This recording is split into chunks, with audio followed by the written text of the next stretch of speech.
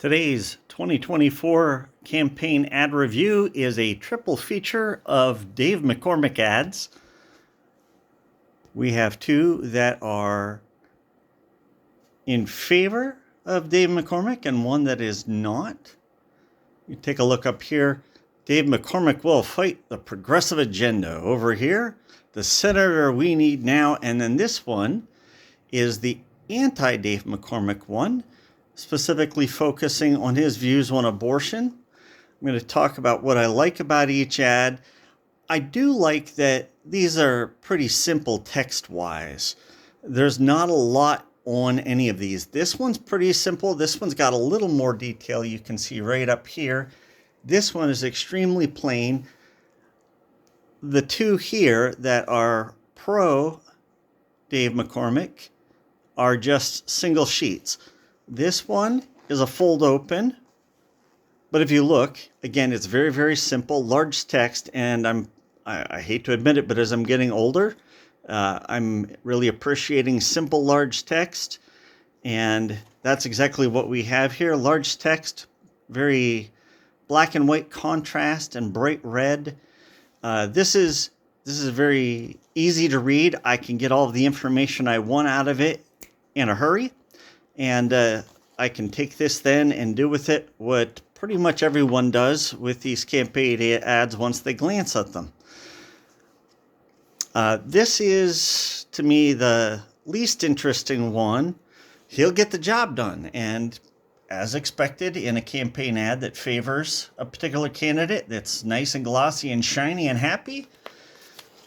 Of course, this one, as I mentioned before, one of the favorite things is to show a candidate in a negative light, is to put them in sepia tones or gray them out, or pick that one unflattering photo and put that on your flyer.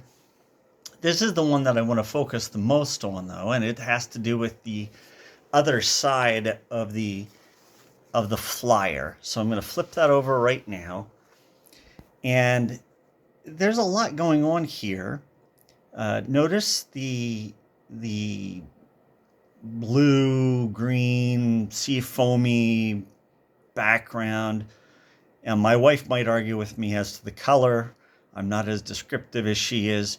But essentially, it looks depressing. I would call it Orwellian in terms of, if you've ever read the book 1984 and the descriptions of the stark lights and how everything's dull and gray and suspicious. This is what I believe the tone is right here. And at first glance, you just go, okay, I see some people. I see the president and vice president. I see a man. But there is some imagery going on here. We're going to start here. Notice that Harris is now first and Biden is to the background. That's not by accident. They want to show that she is the person running and that he is stepping away. They also show that under Harris and Biden, you find protests, trouble at the Capitol, drug issues. These are all things being implied here. I believe that might be, I'm not exactly sure what they're getting out of their pocket. I'm assuming money for drugs. And then you see this gentleman over here looking very sad. Now, is he feeling sad over all of these things that have happened, or do we make our way around here? Above the vice president and the president, we see higher, like up, higher gas prices, more problems with the budget, and mounting debt. And then we bring our circle back around, and maybe he's sad about that also. Either way, it's fully intended to paint the vice president and President Biden in a questionable light. I like the graphic.